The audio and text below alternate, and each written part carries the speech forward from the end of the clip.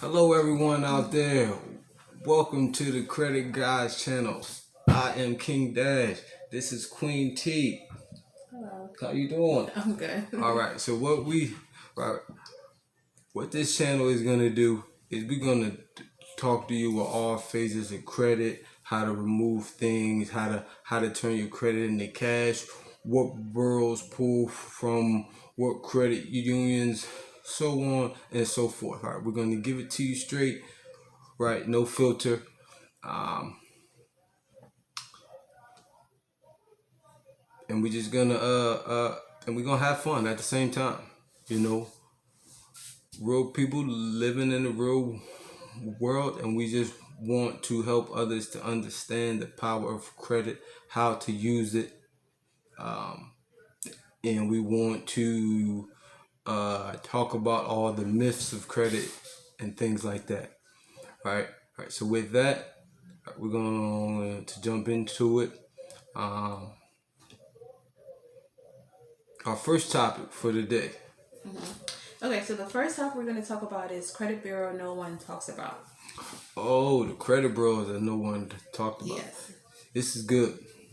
All right. So what happens is, and a lot of people don't know that when you dispute something with the credit bureaus, right? They don't actually contact the company directly that you have that account with. They go through these secondary bureaus to verify the information, right? And the loophole with that is if they're unable to get through to these bureaus to verify the information, it increases the chance of having that negative item or inaccuracy or derogatory account removed off your report.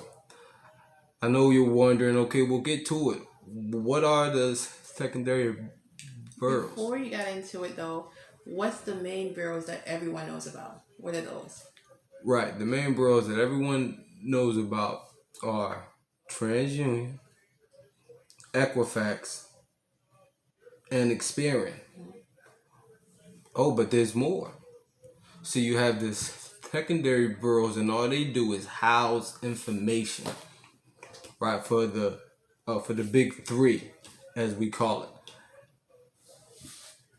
And these bureaus are So the first one, we have LexisNexis. Okay? So you're going to go ahead and take a look. I can't mess up. Tell me what is LexisNexis? okay. So LexisNexis Uh-huh. is a public records company, and they just house all your information. And you would be surprised of how long they've been following you from the time you've been 18 all the way up until whatever age you are now. So with that being said, all your information is housed with LexisNexis, right? Right. Let's just say we go and we freeze that account or opt out. When the big three they go to verify that account with LexisNexis and they're unable to, now it increases the chances of that derogatory account, inaccurate account, being removed. And I wanted to jump in. So for LexisNexis, usually that's where you see your public records. If you have any bankruptcy, especially your car loans, most insurance companies they look at LexisNexis to see what cars did you have, if you were late on your payment, who's on your insurance. It's all there on LexisNexis. Especially if you have any inquiries from the dealership, it's all listed on LexisNexis as well. There you go. So, LexisNexis houses a lot of information, but not a lot of people know about this secondary bureau, but it's very important. Now, if you opt out or you freeze your Nexus account, when the bureaus go to verify that information through eOscar, which is a system that they use, they shoot it over through the system and they get the verification. Right, your account is now frozen with LexisNexis. Okay, they can't verify. At that point, according to the FCRA, they can't verify that account. It has to be removed, and they have a certain amount of time that they have to do it in. So even even if they get to the point to where they don't want to remove it, and they exceed that limit, now again, according to the FCRA is the Fair Credit Reporting Act, right? They now have to remove that account. And so just want to jump in as well. So with LexisNexis, there's usually two ways to dispute it, or say freeze it or opt out. You have to go to their website. And you can either put your information in, they email you, they will mail you a letter that says, hey, this is your link, so they will email your password to get your credit report from them, or your password to say freeze it. But you can go online and do it, or you can call the customer service and do it directly to opt out, to freeze it, or you could just dispute it over the phone with LexisNexis. Boom, that's powerful. There you go, folks. You have it right there, right? Right, so that's one of the secondary bureaus, LexisNexis, LexisNexis. That is the main secondary bureau. That's how you dispute with them, and we also gave you the process of how to freeze and or opt out, right? So that way you increase your chances of whatever that item is being deleted, because right, you now cut off that line of being able to verify that information. And it's always up to the credit bureaus to verify the information, right? Whether it may be yours, it may not be yours, who knows? They still have to prove it. It's up to them. Keep that in mind. They have to prove it, right? No matter what it is. Okay, so the next secondary bureau that we're going to talk about, We can talk about CoreLogic. CoreLogic. Okay, so CoreLogic. You want to talk about this one? I'll let you take the lead on this one. So it's not really a lot with CoreLogic. It's very, very simple. It's kind of smaller than LexisNexis. CoreLogic is basically, especially when you have anything on, if you have an eviction, that's going to be on CoreLogic. Your personal information, yeah, it's going to be on CoreLogic. But it's mostly for apartments, for evictions. That's where your information is going to be. So if you have eviction on your public record, on your credit report, that's where it's going to be. If you have a child support, it's probably going to be on CoreLogic as well. So those are the main ones that's going to be on CoreLogic. So the same way, if you wanted to freeze it, opt out, or challenge it, you have to go on their website. You can give them a call as well. All these are on their website, how to contact them, how to freeze them, how to opt out. And you want to opt out of CoreLogic as well, just like you did LexisNexis. Because like I said, if you can't verify the information there, then the credit bureaus can't validate these information. So they have to erase it within 30 days. Well, that's what they're supposed to do. Mm-hmm. They don't really do that in 30 days. So we have to follow up with them again. So CoreLogic is the main one, especially for evictions, apartments. If you've ever been kicked out, if you've lived in apartments, different apartments, that's where the main one to go to is CoreLogic. And also child support information is also on CoreLogic as well. There you go. There you have it, folks. A lot of gems, right? And so just to give you a scenario, okay, let's say that you want to get an apartment. Somebody always needs a place to live, but in the past you might have went through some hard times. And you may have a few evictions on your credit report, because now almost every agency is checking your report, right, to see.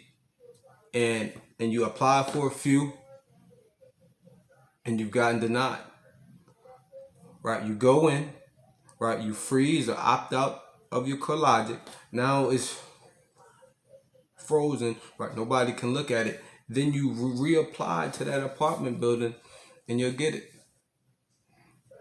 All right. So that's just a fun fact, right? Because they're at this point they're not able to see that information. So that's how you get around that. Same thing with having child support and everything else. Right? You freeze that CoreLogic, and then things become a lot easier. It increases, right, your chance of having those things removed, and then so on and so forth. So that's the deal with CoreLogic. Anything else on CoreLogic? No. All right, so we're gonna move to the next. Okay, so far we have secondary borough number 1, LexisNexis. We have secondary borough number 2, CoreLogic. LexisNexis is going to hold a lot of just all your public records, all your information.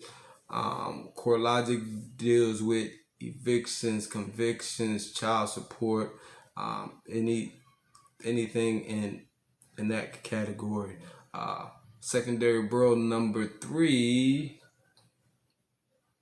Can't think is of it. Innovis.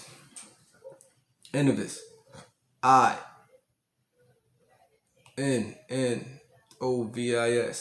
Innovis. Innovis also is a public record company, and if you're looking to remove inquiries, and you will want to freeze Innovis as well as another secondary borough that we'll talk about here in a little bit, but you would need to freeze Innovis. They also house public record. A lot of what LexisNexis houses, and then all the minor things that they don't. So this is another borough to where if the big 3, we'll call them the big 3. If the big 3, if they're not able to verify through LexisNexis, right, then they may go through Innovis, who won't have as much, but they still have a lot. Then as well as with inquiries, all that will be housed on Innovis as well as another secondary borough. So secondary borough number 3 is Innovis. Innovis. All right. The process for freezing Innovis, you can do it online and or go to the website. You want to select opt out or freeze, go through the process of that. It won't take long. Send the required documentation, or if you want to make it easier, you can call them. All these boroughs you can call, right? You can call them and go through the process like that. It won't take more than a few minutes, and that's frozen. All right, and the next secondary borough is. Is it the next one? Yes, it is. Okay. Right. What is it? So the next secondary borough is SageStream. Oh yeah, I forgot about SageStream. Okay, so SageStream, SageStream.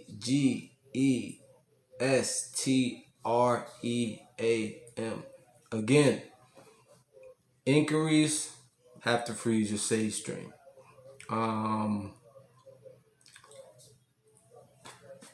Public information, also SageStream. Not as much as LexisNexis, a little more than Innovis. Okay, right. You want to freeze SageStream as well, right? The process is the same. as the other ones, you can go on to the website, and you want to choose opt out or freeze, put in the information, upload the required documentation, or you can call.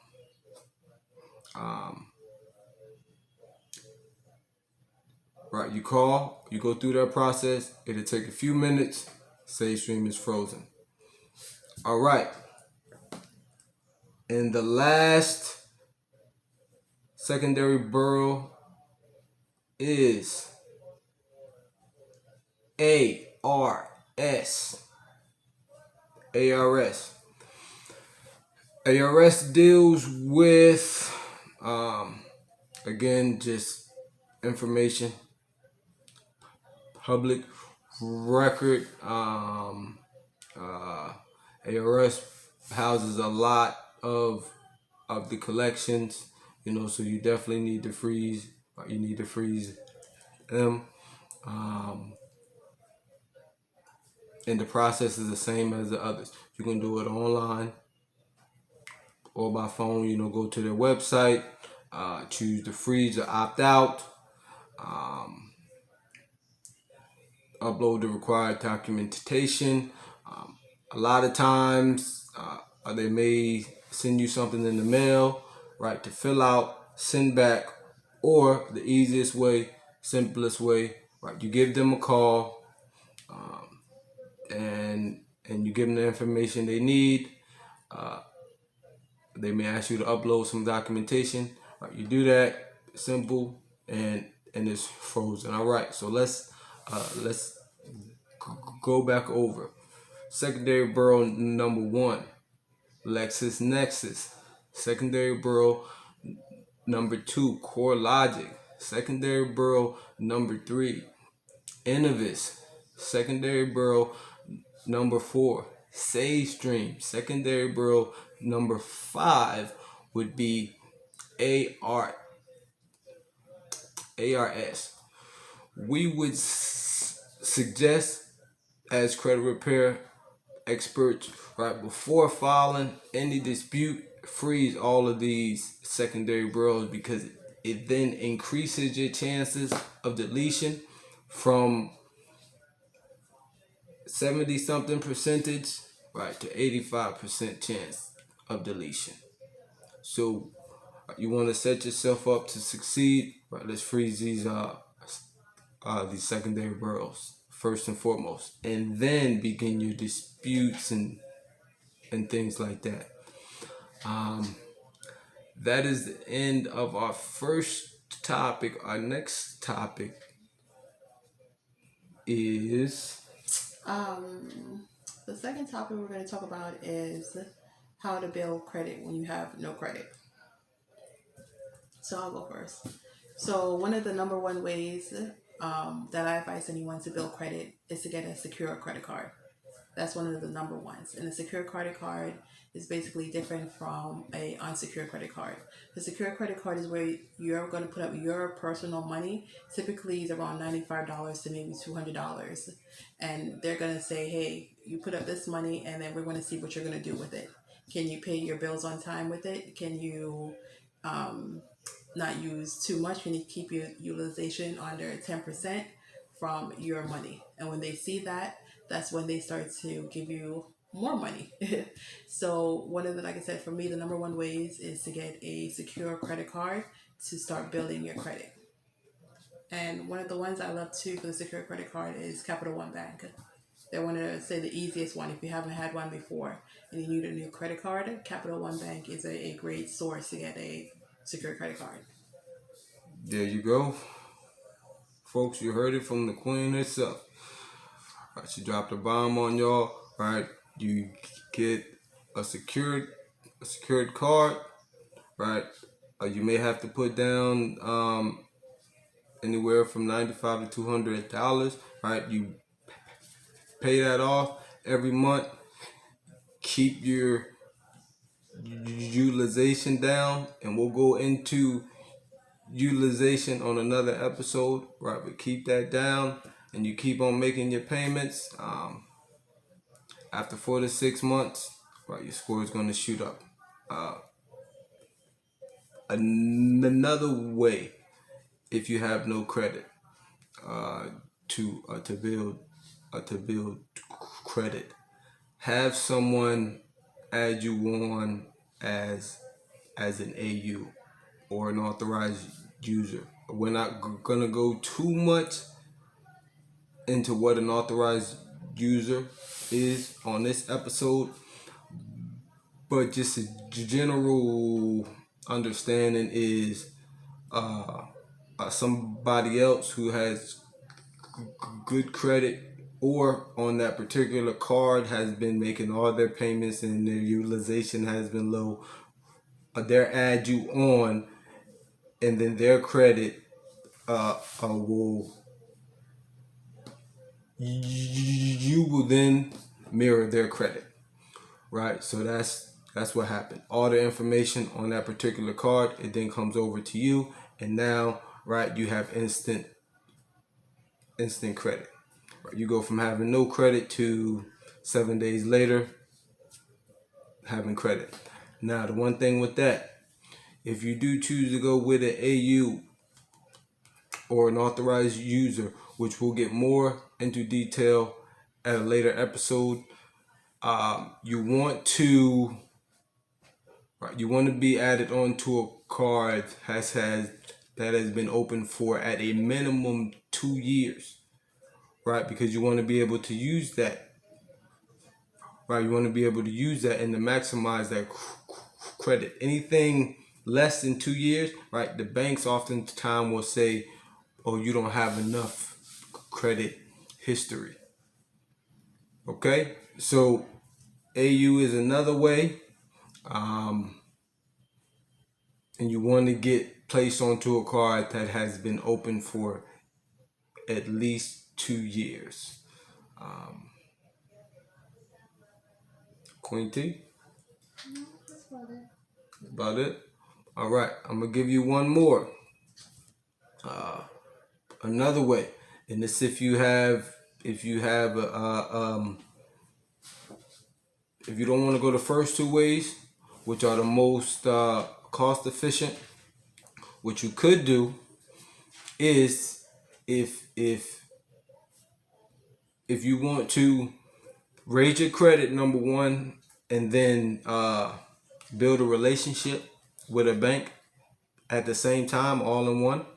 If you have, I don't know, $200, $500, $1,000, or whatever it is, right? You take that money, right? You go to a bank, right? You tell them that you want a secured loan, right? They're gonna take your money, then they're gonna give you a loan, right? You then, of course, have to pay that back.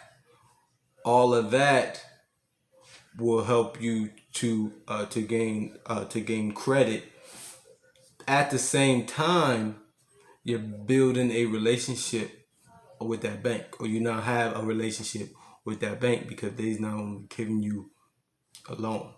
And I want to jump in as well. You want to, especially if you have a bank that you bank with, you want to utilize that. So if it's Bank of America, if it's Navy Federal, Capital One, whoever you bank with, see if they will, apply for it, and if you can do that.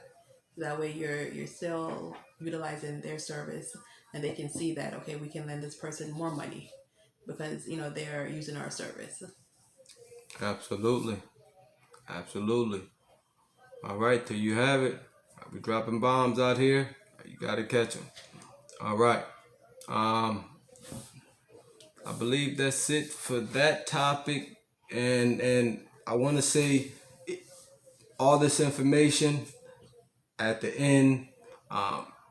If you need to pause the video and rewind, or if you need the numbers, or you need some more tips at the end, right, you'll be able to have our information, and you can get all the numbers to the secondary bureaus, all the numbers to the credit bureaus, how to do AUs and things like that. At the end, you're able to get all that information, and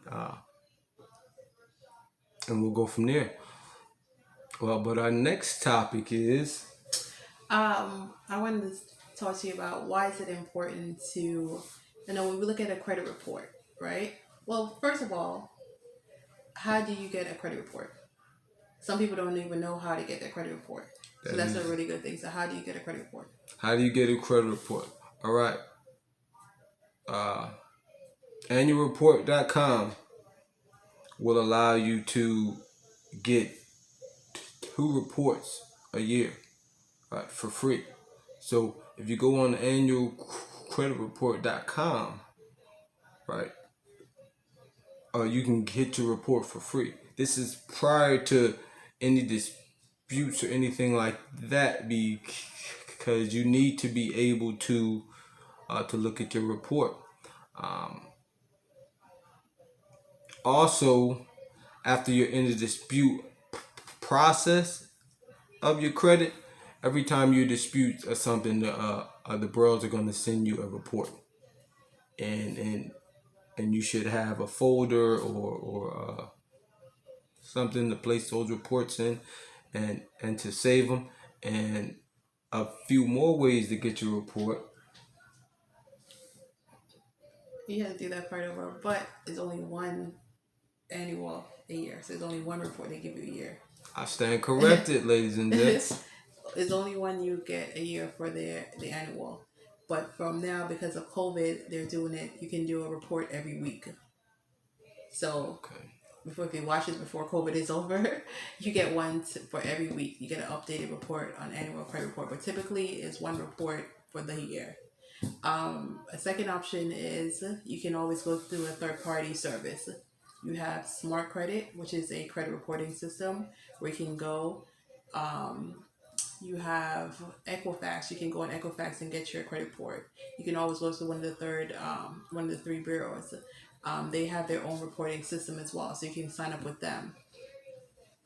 What's a different way? Also, if you don't want to say pay for it, these three credit bureaus have dispute systems online. If you sign in to say you're going to make a dispute, they have your credit report there. Because anything that you want to dispute online is going to be there, what they have on your credit file. So you don't have to say necessarily pay for it. You can say sign up, say that you're going to do a dispute, see exactly what they have on your credit report. So you can look at it there as well. So that's another trick as well. There you go. There you go. And I want to say, if you're in the position, everybody just went through the pandemic and it hit everybody a little bit different. Some people are going through real hard times. If you're in a position to where, you can get a free report from Annual Credit Report, and they're doing that every week. If you don't want to do that, you can also you can create a free account with Credit Karma, and they'll give you your TransUnion and your Equifax.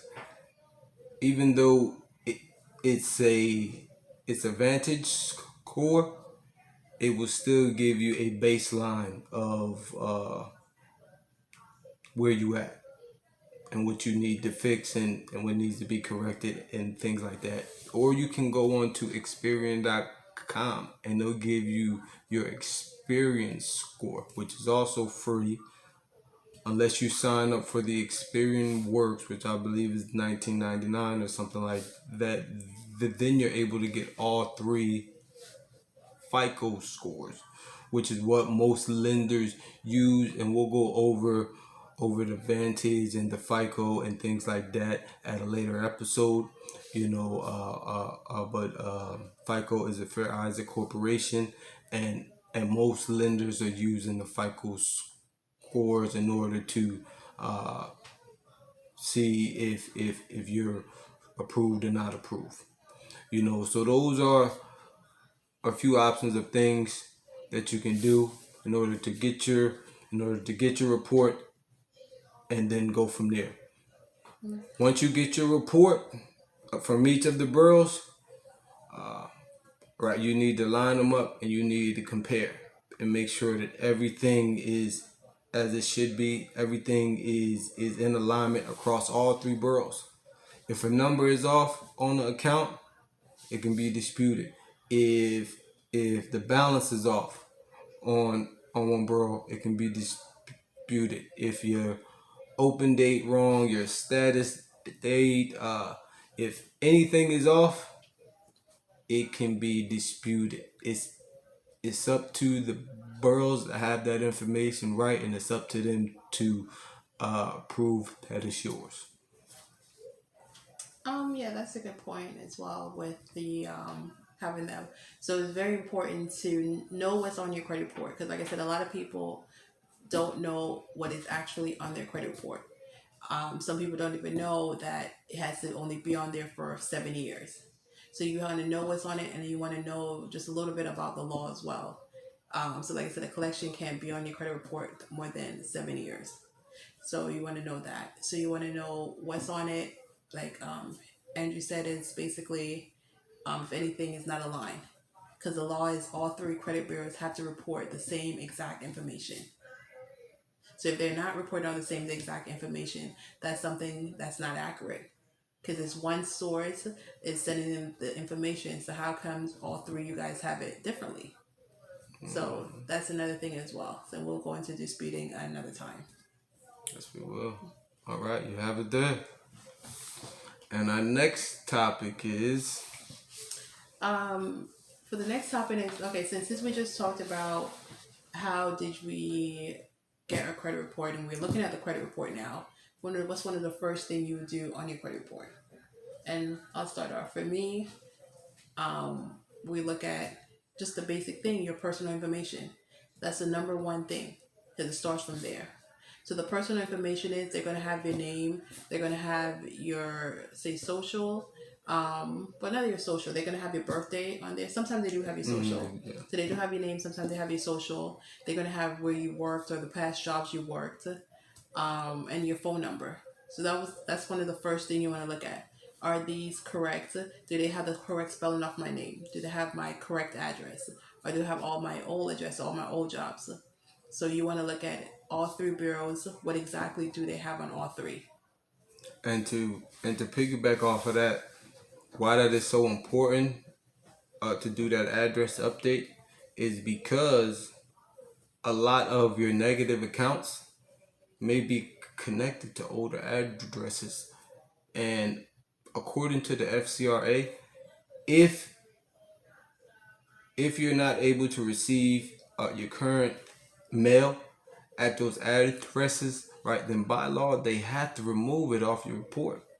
Now they may say that they don't have to, but they do, according to the FCRA. Now, right, we know that the borough sometimes they kind of do what they want, right, but that's where it's up to us to hold them to these guidelines because they're here for them to follow. If you don't make them follow the guidelines, right, then they won't.